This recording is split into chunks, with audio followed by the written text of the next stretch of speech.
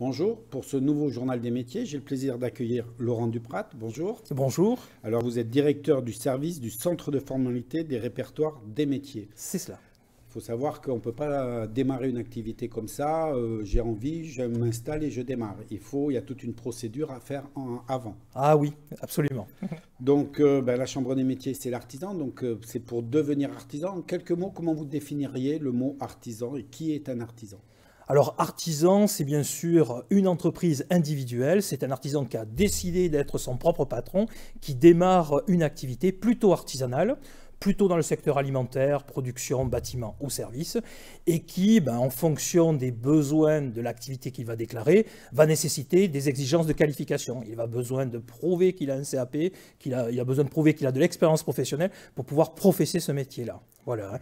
Donc l'identité artisanale, c'est ça, c'est en fait quelqu'un qui est un indépendant, qui exerce un métier plutôt artisanal et qui va professer des produits ou des services artisanaux. Très bien. Alors pour qu'on se rende compte, le côté métier, justement, il y a plein de métiers. On peut être coiffeur, on peut être tous ces métiers-là, mais il y a aussi d'autres métiers comme le liège qui peuvent être travaillés. Et on va aller voir une entreprise, justement, qui s'appelle l'Âme du Liège pour voir ce que c'est un artisan, même à une échelle un peu plus importante. On regarde. Ok. Bien que la production de liège landais ait été délaissée au fil des années, il reste sur notre territoire quelques entreprises qui travaillent ce matériau aux nombreuses propriétés. À Saint-Jean-de-Marennes, l'Âme du Liège propose divers produits fabriqués à partir de liège ibérique. Chez Âme du Liège, on est d'abord bouchonnier, artisan bouchonnier, liégeur. Donc on fait des bouchons pour la viticulture. Donc tout ce qui est bouchon pour le vin. Et la première clientèle, c'est Bordeaux et les alentours, bien sûr. Ensuite, on fait des bouchons de toute mesure, des coniques, qui sont vendus via notre boutique en ligne et qui sont destinés à des artisans, faiseurs de bougies, des vanilles, etc., etc. On fait des bouchons pour les spiritueux, les alcools et spiritueux, donc tout ce qui est Armagnac, Cognac, Calvados. Voilà, on fait toutes sortes de bouchons possibles et imaginables. Le liège offre beaucoup de possibilités et Âme du Liège ne se contente pas de produire des bouchons. L'entreprise l'utilise également pour concevoir d'autres produits. L'autre partie du métier que nous avons ici, c'est l'isolation en liège. Alors pour les sols, les murs, les toitures, etc. Donc tout ce qui est réellement isolation thermique et phonique, voire l'anti-vibration. Et puis également une gamme de produits de décoration, sol, murs, des dalles à coller, des lames à clipser au parquet flottant en fait, et de différentes couleurs et de différentes structures en liège. Léger, résistant au feu, possédant des propriétés thermiques et phoniques, le liège possède de nombreux atouts. Au niveau de la décoration, effectivement, les propriétés, c'est le côté thermique, je le mettrai entre guillemets, parce que c'est plus l'efficience, c'est-à-dire quand vous êtes sur un sol en liège, le liège va restituer votre propre chaleur. Donc vous êtes toujours dans un milieu qui est très agréable. Et c'est pareil pour les murs. Donc si vous vous approchez d'un mur en liège, vous aurez toujours cette sensation de chaleur. L'efficience, c'est justement le distinguo entre une vitre sur laquelle on s'approche et qui est froide et un matériau comme le liège qui va restituer de la chaleur. Phoniquement, ça, c'est un amortisseur. Ouais, tout ce qui est décoration en faible épaisseur, c'est des amortisseurs. C'est pas des isolants pur dur. Alors ça va améliorer, mais ça ne va pas pour autant isoler complètement. L'isolant demande de l'épaisseur. Âme du Liège regroupe 3 marques, Aliécor pour les bouchons, Snick pour l'isolant et Liégisol pour les produits de décoration, tous disponibles pour les professionnels et les particuliers. On vend par des distributeurs sur toute la France, on vend également par notre boutique en ligne donc qui est amduliège.com. Et on vend également sur place, on accueille avec grand plaisir les particuliers ou les professionnels ici sur notre showroom et pour les conseiller et pour trouver la solution de leur projet avec eux. Rénovation ou construction, naturelle ou moderne, bouteilles ou bocaux, le liège sait s'adapter. Alors, on voit bien, est-ce qu'on peut dire à la vue de ce reportage que la différence, c'est entre le commerce j'achète, je vends, et l'artisan, c'est un savoir-faire. Il faut avoir la connaissance d'un métier. Absolument. Avoir la connaissance d'un métier, c'est déjà s'inscrire à la chambre de métier pour dire « je suis inscrit pour cette activité-là et je vais la développer ». Monsieur Lassalle, par exemple, est venu s'immatriculer il y a quelques années maintenant, mais il a procédé à son inscription parce qu'il produisait un produit qui le différenciait d'une activité tout à fait commerciale. Alors, voilà, comme vous dites, quand on veut démarrer, on va s'inscrire à la chambre des métiers, c'est-à-dire qu'on vient voir vos services, mais ça ne s'arrête pas là. Vos services, ils ne sont pas une chambre d'enregistrement, point. Qu'est-ce qu'il y a, qu'est-ce qu'on peut avoir à faire? Alors, le centre de formalité des entreprises, aujourd'hui c'est son nom, mais demain ça sera un espace accueil client qui se mettra en place, mais on reste toujours, effectivement, c'est la porte d'entrée au sein de l'artisanat. On vient recevoir quelques conseils et quelques préconisations. Alors, on le fait en 4 étapes. La première étape, on vient chercher d'abord de l'information. Je vais créer mon entreprise. Est-ce que l'activité que je vais exercer est réglementée ou pas? Est-ce qu'elle m'exige un diplôme ou pas? Est-ce qu'elle exige d'avoir des prérequis, des locaux, un agrément supplémentaire? Tout ça, c'est amené durant une session d'information. Ensuite, il y a un temps de préparation pour le chef d'entreprise. Se préparer, c'est se former. Et donc se former, il y a des packs micro que l'on appelle maintenant micro-entreprises. C'est la grande partie des nouvelles entreprises qui se développent. Mais on a aussi un pack performance qui aide en 4 jours le chef d'entreprise à avoir toutes les possibilités de la création d'entreprise et à toutes les exigences qu'il aura à faire. Voilà. La troisième étape, c'est le démarrage. Là, il va procéder à l'immatriculation de son entreprise. C'est fini l'étape de préparation. On est dans le dur et il va déclarer son entreprise pour avoir son sirène. Et là aussi, on l'accompagne de manière administrative pour faire sa déclaration lui-même, puisqu'aujourd'hui, maintenant, avec le net, on peut tout faire. Donc, il peut le faire, mais accompagné de conseillers experts. C'est ce que nous faisons. Nous avons des ateliers, ici à Mont-de-Marsan ou à Dax, qui permettent d'accueillir le porteur de projet et de réaliser lui-même la déclaration, tout en étant accompagné d'experts de chambre de métier capables de l'accompagner. Parce que voilà. C'est ça qui est important, le fait d'être accompagné, vous allez un peu lui éviter tous les pièges qu'on peut faire par méconnaissance. Absolument. Et des pièges, il y en a bon nombre. Donc l'idée, c'est d'avoir un raccourci, un facilitateur du parcours pour lui donner les clés les plus rapidement possible.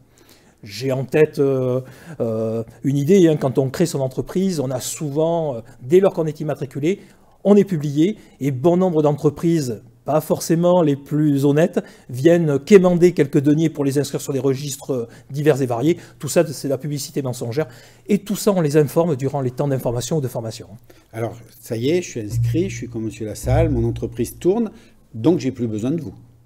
Alors vous n'avez plus besoin de nous pour vous immatriculer, puisqu'elle est déjà faite, vous avez votre numéro sirène et vous pouvez vivre de votre belle vie. Mais en revanche, changer d'adresse, ou comme Monsieur Lassalle, il a créé d'abord une entreprise de bouchonnier, donc il a fait des bouchons, il a été maître artisan pour être bouchonnier, mais il a développé son activité, a développé des activités, on l'a vu notamment avec des panneaux d'isolation ou pour le bruit, pour étoffer le bruit.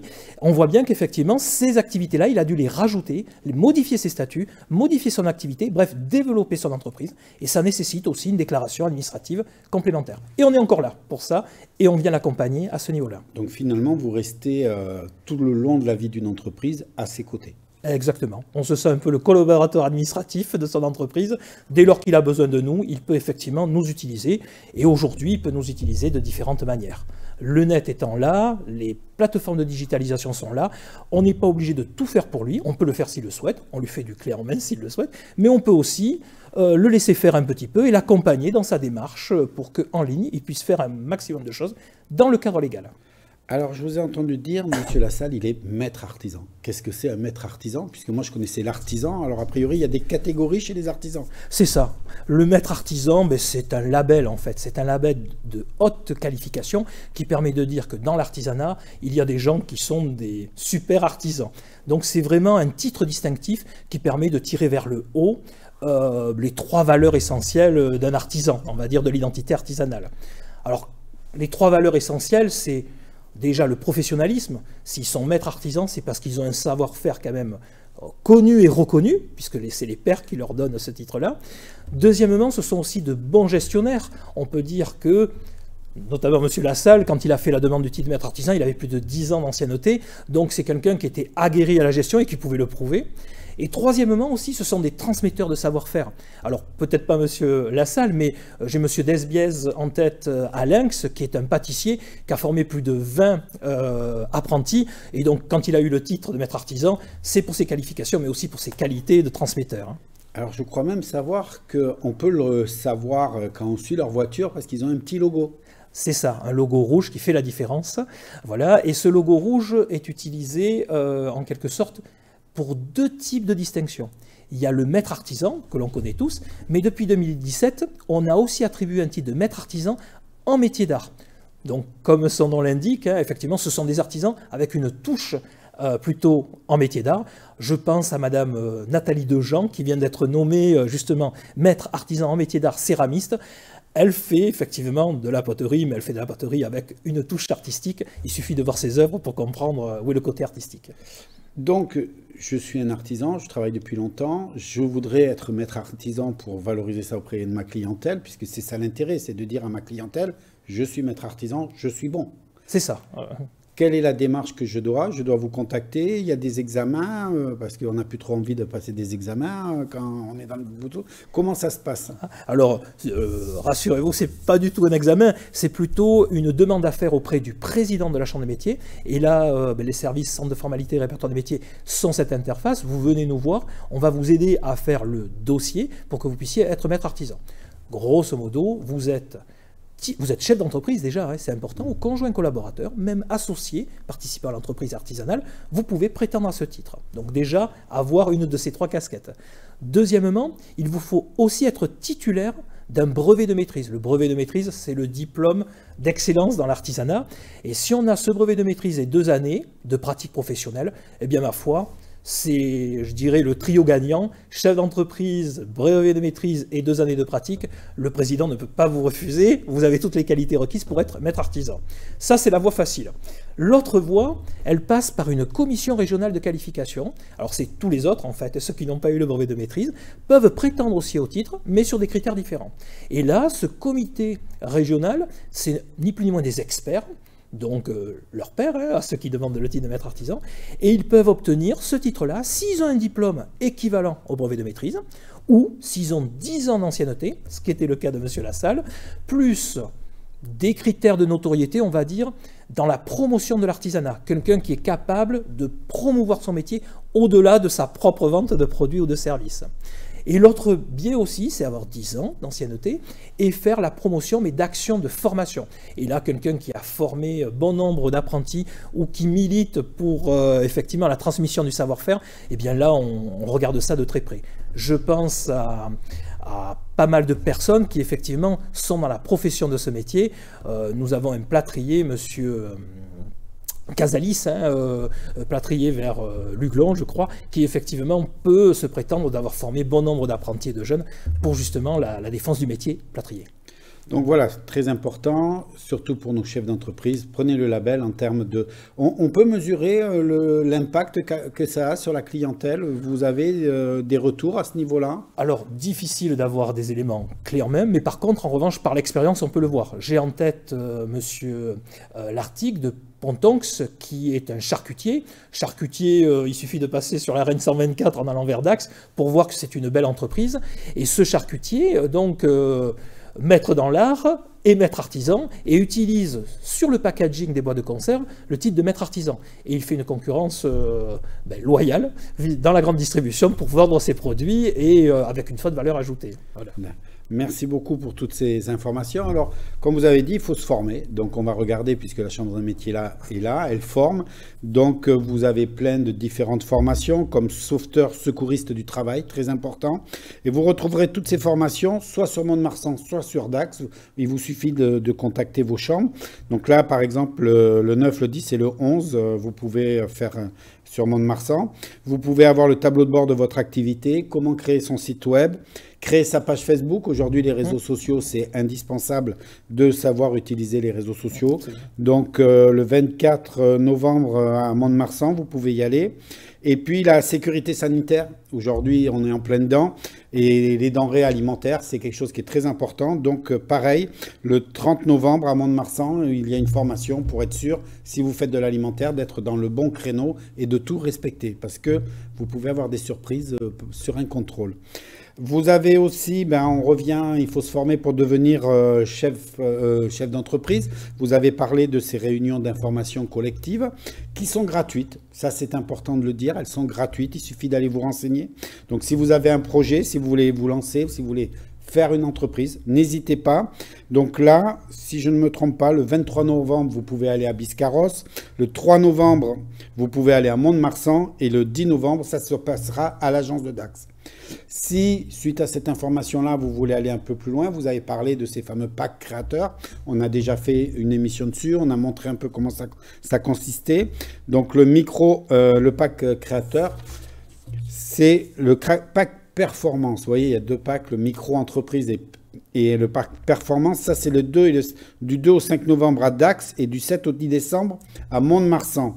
Et donc, dernière formation qu'on peut retrouver, micro-entrepreneur, c'est une manière de mettre le pied à l'étrier. C'est quelque chose là aussi où il faut s'inscrire pour être micro-entrepreneur? Absolument, c'est une entreprise comme une autre. Elle a choisi un régime social et fiscal light, mais c'est une entreprise. Elle a les mêmes prédispositions. Voilà, micro-entrepreneur, ça permet de démarrer, de voir si on est vraiment fait pour ça, de commencer à tâter le terrain, parce que c'est pas toujours évident. Beaucoup de gens croient que c'est facile d'être chef d'entreprise. Au contact tous les jours, on se rend compte que c'est pas si évident que ça.